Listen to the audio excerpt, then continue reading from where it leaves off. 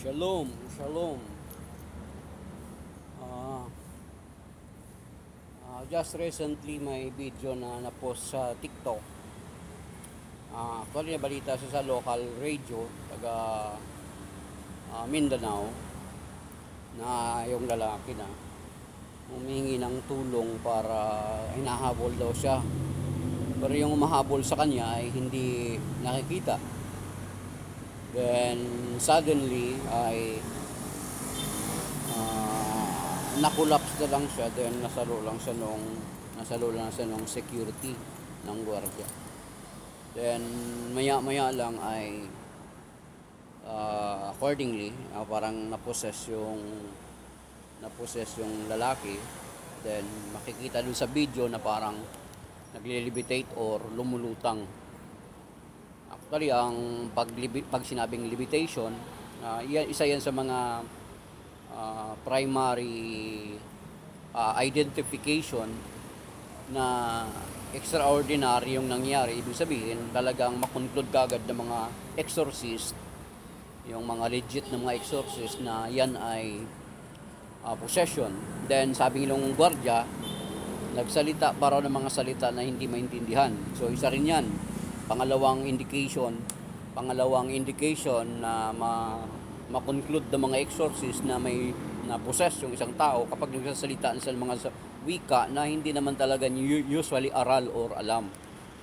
Magsasalita ng Latin or Greek or whatsoever, anong mga languages na hindi niya naman alam.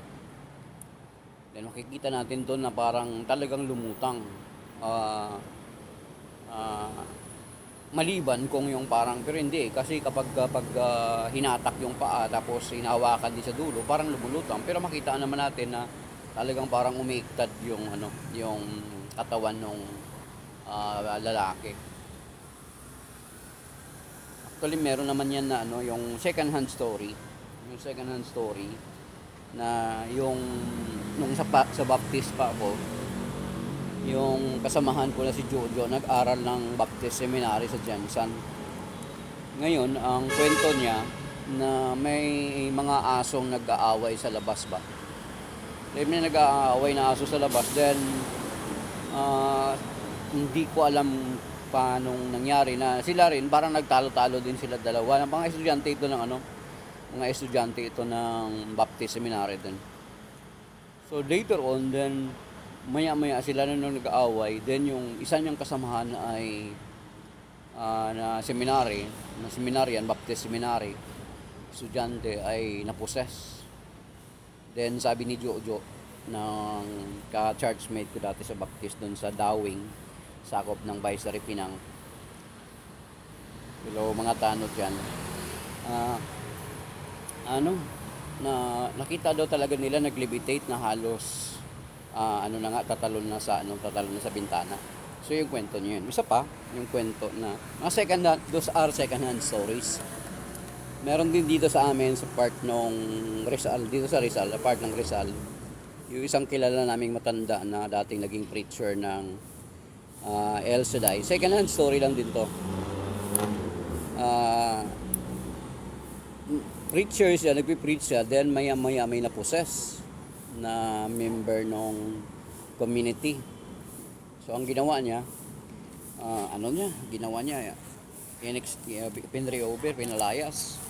pinalayas in Jesus name, lumayas ka, sabi gano'n. So lumayas. Kaso ang problema, since na wala naman talagang training sa deliverance and exorcism, lumipat doon sa isang member ng community. Doon lumipat na naman sa isang member ng community. Lumipat na naman sa isang member ng community. Palipat-lipat lang. So hindi kasi na-contain kasi walang aral pa talaga sa deliverance.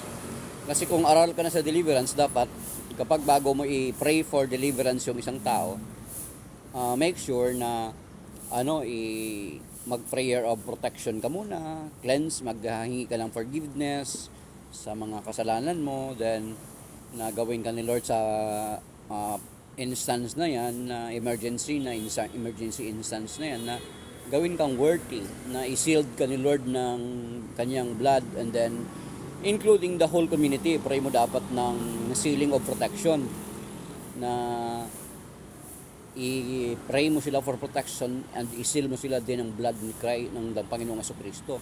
Then even your family and all their possessions to avoid retaliation. So wala naman kasing training na ganun. So nagulo. So parang paulipat-lipat hanggang until such time na yung parish priest nagalit. Hindi ko alam kung ano yung nagiging kwento after. And then ang kasunod na mga second hand story, these are testimonies of people na mga na-meet namin. Yung isang babae na yung umatin siya sa isang prayer meeting. Actually sa prayer meeting ko ng El Shaddai. Then pagdating na sa portion na magkakaroon ng healing, ay yung isang nakapila ay bigla na lang na-possess. Then magandang babae tapos biglang parang pumangit yung mukha. Then later on ay nung pinagpipray nila, tinawag ang choir, kanta natin. Sabi nung na-possess, choir din ako sa amin. So yung preacher parang tatawag na siya ng pare. Kaso lang nahiya naman siya kasi preacher siya eh. Pero supposed to be kapag aral yung isang preacher, ay ang dapat talaga tawagin dyan, yung exorcist. Kasi bawat diocese ng mga simbahang katoliko, meron pong mga appointed na exorcist ang bishop. Ang bishop ang pinaka-primary na exorcist ng isang diocese. Kaso lang, sa dami niyang ginagawa niya, nag-appoint siya ng mga exorcist sa isang diocese. So, ganun. Ngayon, nahiya naman yung preacher ng El Shaddai tawag sa pari. Ang ginawa nila, pinagpipray nila. Kinakantahan nila, kinakantyawan lang sila ng naposes, choir din ako sa amin. So, masayaw-sayaw pa nga daw eh. So, wala sila matakot na sila, wala sila magawa. Ang nangyari ay yung isang nag-attend ng prayer meeting, nagtaka lang yung sister na bakit ang dami niyang rosary na nakakabit sa kanyang katawan. So ang ginawa nila, na kasi na ando naman yan sa Macabeo na ang naging reason ng mga tauhan ni Judas Maccabeus bakit namatay sila, they have their amulets in their bodies. Naging parang naging access ng demonyo. Kasi remember mga kapatid, ang sacramentals, actually mga sacramentals ng simbahan, that is for purpose of yan yung magre-remind sa atin, yan yung parang attachment natin sa Lord, pero not to the extent na gawin natin siyang anting-anting.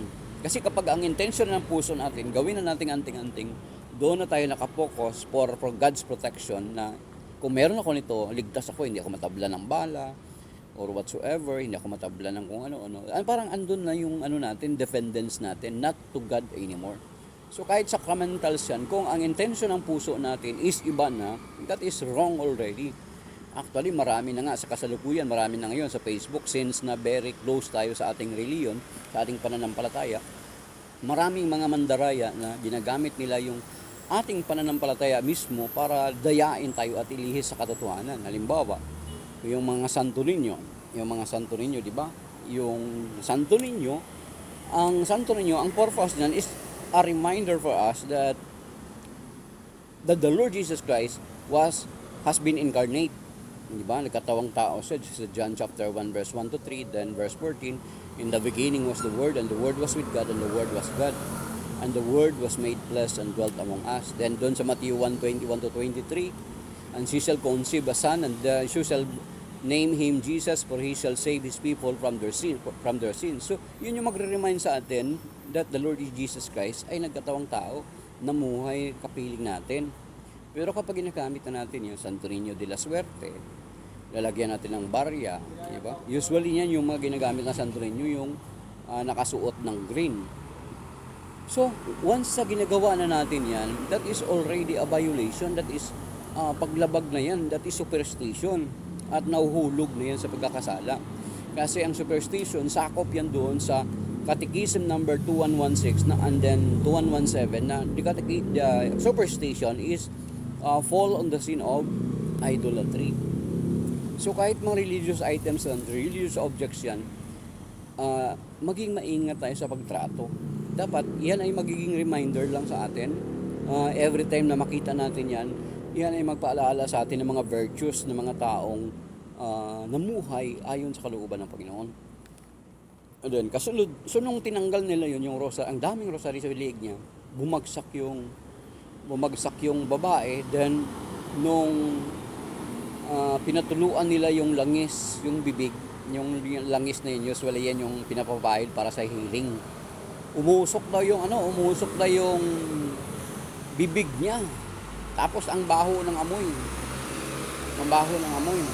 Siguro baka hindi nag-toothbrush, pero hindi, umusok at ang baho ng amoy. So, then maya-maya, bumalik sa normal yung itsura ng babae, maganda na siya ulit. So, yun yung mga, yung parang related story dun sa demonic possession. Ano ba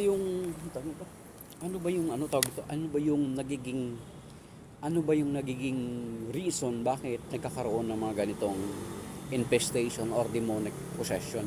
Unang-una, kapag ang isang pamilya or isa sa mga ninuno mo ay may, ito kay na Father Darwin ito, sa Brother Wendell Talibong. Ito yung sa primary reason. Kapag isa sa mga ninuno mo ay na-engage sa espiritista, sa mga hula or albularyo, kapag hindi yon na-renounce or na-isuko or na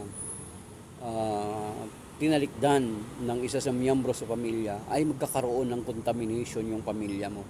And then may mga instances na may mga anak ka or kamag-anak ka na magtataka kayo na parang tawag dito, parang karoon na parang insanity, yung parang baliw, pero sinasabi na may magiging manggagamo. So yun yung mga nangyayari.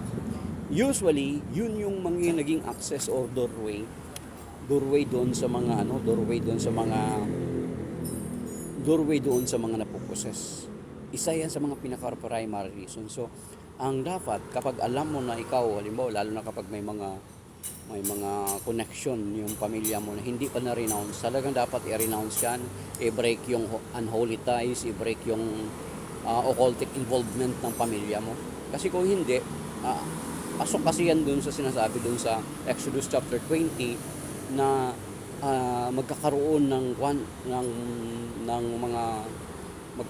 mga problema or consequences up to the 4th generation. Kaya kapag may nakikita kayong ganyan sa pamilya mo, yan yung isa sa mga possibility na talagang magtataka ka bakit ganun. Kung minsan may mga sakit na paulit-ulit, high blood, parang meron nga yung hindi pa dumating ng age 60, meron na namamatay na.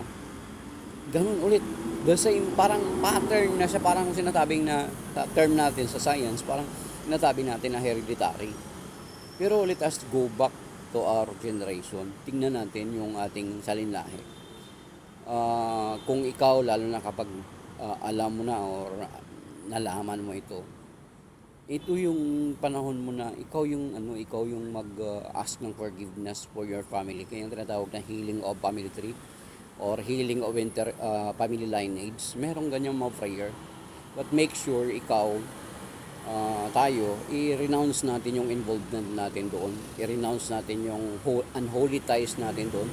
I-renounce natin yung occultic practices ng ating pamilya. Kasi kung hindi natin kung hindi natin ma-renounce yan, makikita ninyo yung mga instances, mga circumstances sa buhay niyo o sa pamilya niyo na magkakaroon ng mga paulit-ulit na mga pangyayari na katulad ng maari nakikita mo sa kasalukuyan. So yan yun. Sa akin, nung nasa Mindanao ako, kaya ko rin sinasabi ito sa inyo. Kasi ako, dati rin akong miyembro ng Pulaan. Dami-dami kong anting-anting dati. So, at least na-renounce ko na yun, natakwil ko na, naisuko ko na. Pero yung isang kwento na gusto ko rin kwento sa inyo na nung nag-aaral ako ng high school pa lang, hindi pa naman uso nun yung Jessica Soho, kaya parang hindi pa pwede i-kopya-kopyahin lang ng mga bata TV kasi wala pa naman masyado ng Diyos during that time. 1990, 92 yata yun, 91. So, nung nagkaroon ng misa sa school namin, nung nagkaroon na sa portion na ng consecration, nung tinataas na ng pari yung bread and wine, declaring, sabi niya, "Behold the Lamb of God who takes away the sins of the world. Happy are those who are invited to His banquet." Suddenly, may mga bata na na-possess kasi sabi nila, may nakita sila na yung mga evil spirit, nung itinaas na yung body and bread, yung sacred host, yung body and blood of Christ, dinideclare na yung presence ni Lord ng body and blood of Christ, ang mga evil spirit ay nagsitakbuhan at lahat ng mga masasagi nila ay na-possess. So mga ang na-possess is more than 20, o kung hindi ako nagkakamali, in that instance lamang. Then, nakita ko yung meron sa amin, yung isa kilala ko, then yung dalawa taga-amin. Isa sa mga reason na bakit na-possess sila, kasi ang isa na yun, kapitbahay namin, yung lola niya manggagamot. Yung isa naman, sa pinaka-sentro ng baryo nakatira, ang lola niya rin manggagamot. So, kung susundan natin si Father Darwin Gitgano ngayon na nangangaral patungkol dito, lahat ng mga napuposes or mga walking possess is because may mga connection sila or isa sa lula nila or isa sa miyembro ng pamilya nila ay na-involve sa mga occultic practices. So, mga kapatid, yun yung natin, maging beware tayo of that. Maging dapat alamin natin kung nakikita na natin yung mga ganyang sitwasyon sa buhay natin. Maybe you can approach any of your priest in your diocese and then magtanong kayo kung sino yung pinaka-exorcist ng diocese na sakop na yan. Then ilampit nyo or isuko nyo yung mga occultic practices or non-Catholic beliefs na ginagawa ng pamilya nyo para masanctify yung present family mo against sa mga demonic infestation, demonic possession, demonic oppression, obsession, yung mga ganun. So para makalaya yung pamilya nyo, it's better siguro sundan nyo yung page ni Father Darwin Gitgano, yung Punto por Punto or Father Darwin himself sa YouTube at saka sa Facebook, and then ang pananampalataya at katwiran ni Brother Wendell Daligong. Sila yung kilala ngayon sa Facebook. Pagdating dyan alam nila yung mga bagay-bagay nito sapagkat nahubog sila sa mga karanasan nila na almost everyday nila na-encounter. So maybe that is by now kasi ang sinasabi nga, sharing is caring. Sinishare ko rin ito sa inyo kasi naging karanasan ko rin na yung kaklase ko matindi talaga din yung naranasan niya kung bakit isa rin pala sa naposes sa during that time nung sa school namin ang kaklase ko kasi meron din siyang connection sa occultismo. Tapos may binigay pa ang manggagamot sa kanya na yung sabit sa katawan sa bewang. So take note mga kapatid, yung mga bagay na yan ay nagiging doorway ng diablo sa ating mga buhay. Kahit sabihin mong maliit lang yan, pero kung ginagawa mo yan na parang amulet mo, ginagawa mong lucky charm mo, ay yan ay nagiging foothold or inch of the devil na makapasok sa buhay nyo or sa pamilya niyo. Especially kung yung maging yung bahay ninyo, kung nung ipinatayo pa lang yung bahay nyo ay kinonsecrate na kagad yun sa diablo. In what way? Yung nagpatulo kayo ng dugo. So, kapag may mga karanasan kayo na malalaman niyo, naranasan niyo, bakit parang at least kayo maraming mga problema, mga sakit, then may nararamdaman kayo hindi maganda, maybe baka consecrated yan si Diablo. Kahit pa-bless, kahit sabihin nyo na bless pa yan. Once na pinatuluan ng dugo yan, a blessing of the priest is not enough. Dapat talaga yan, ma-break yung consecration ng bahay na yan, especially yung pinatunuan ng dugo.